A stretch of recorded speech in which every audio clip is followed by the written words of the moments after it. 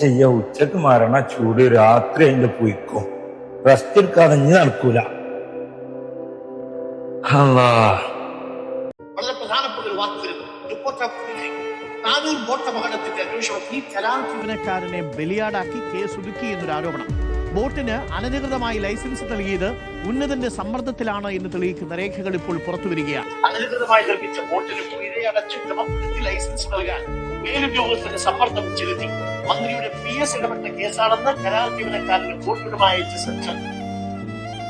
അച്ഛനെ വല്ലാത്തൊരു സങ്കടം. എന്തൊക്കെയാണ് അധികാരം കയ്യിൽ കിട്ടുമ്പോ ഓരോന്ന് ചെയ്താല് ജനം എന്തായാലും ഇതിനൊക്കെ മറുപടി പറയും.